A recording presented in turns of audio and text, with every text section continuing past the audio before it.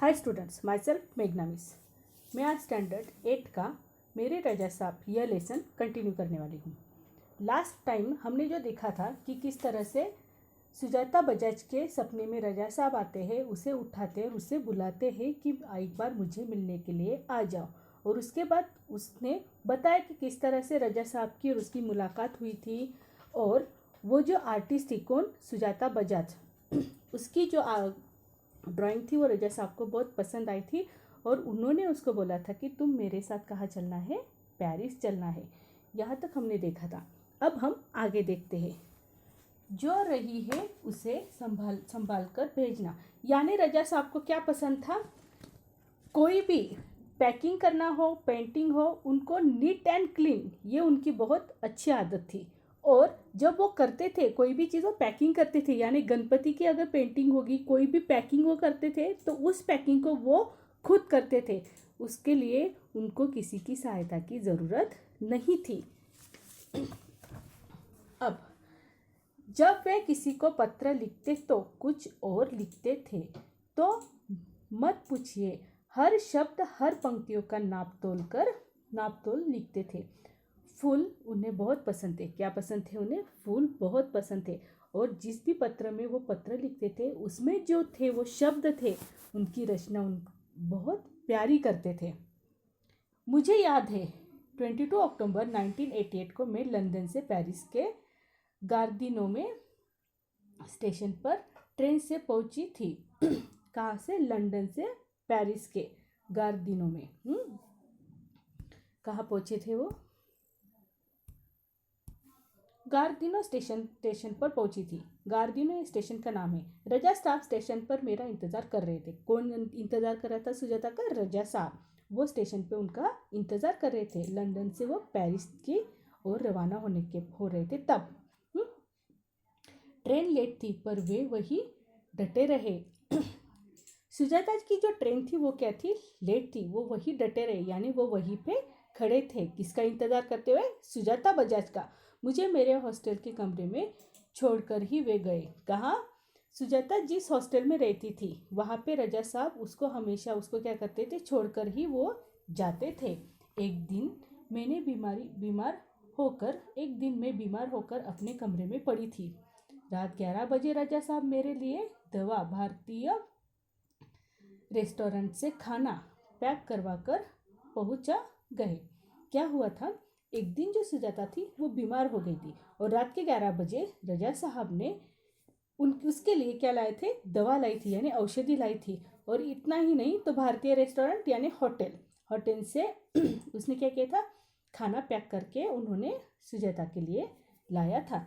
मेरे घर वालों को फ़ोन करके कहा, आप लोग चिंता न करें, मैं हूँ पेरिस में सुजाता की चिंता करने के लिए। क्या है? सुजाता के जो घर वाले थे, यानी सुजाता के जो मम्मी पापा थे, वो क्या कर रहे थे? सुजाता को फ़ोन कर रहे थे। तो फिर बाद में रजा साहब ने सुजाता के मम्मी पापा को फ़ोन किया और उन्हें बताया कि आप चिंता मत करो, पेरिस में मैं हूँ उसका ख्याल रखने के लिए। हर बार जब मैं यहाँ रजा साहब पेंटिंग पूरी करते तो सबसे पहले एक दूसरे को दिखाते।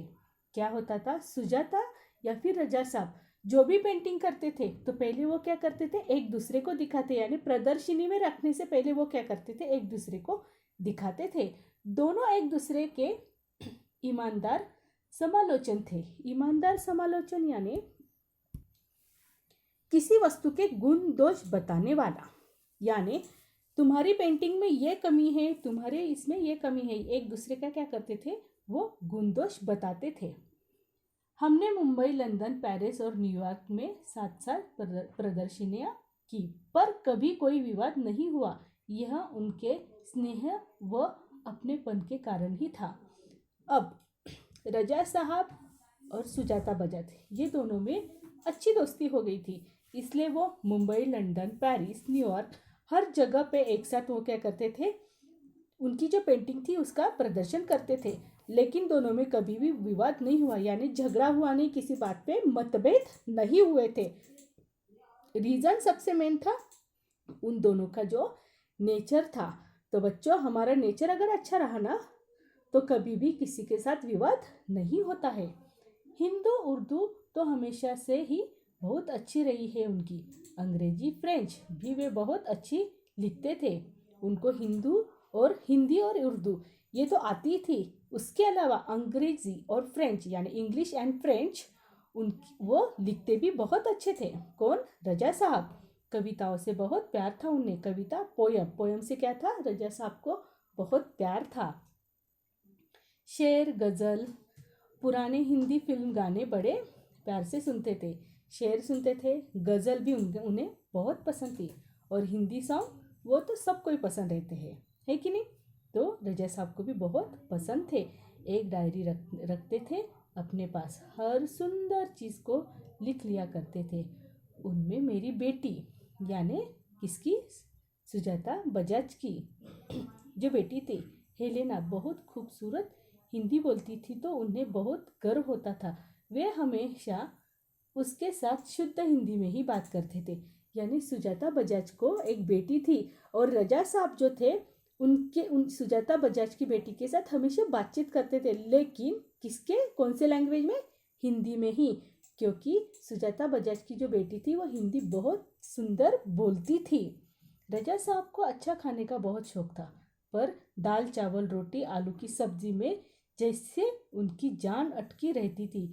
यानी जान अटकना यानी बहुत पसंद आना। उनको सबसे यानी उनकी फेवरेट डिश कौन सी थी? दाल चावल रोटी आलू की सब्जी। ये उनकी क्या थी? सबसे फेवरेट डिश थी। मैं हफ्ते में एक बार भारतीय शाकाहारी खाना बनाकर भेजती थी। कौन? सुजाता बजाज। जो भारतीय यानी हमारा जो इंडियन खाना है वो क्या करती थी? भेजती थी। हफ्ते में एक बार यानी वीक में एक बार वो भेजती थी। उनसे फ्रांसीस दोस्तों के लिए यानी रजा साहब के जो फ्रांस दोस्त थे उनके लिए भी सुजाता क्या करती थी? खाना बनाती थी। रजा साहब के कुछ पुराने फ्रांसीस दोस्तों को उनके जाने की खबर देने गई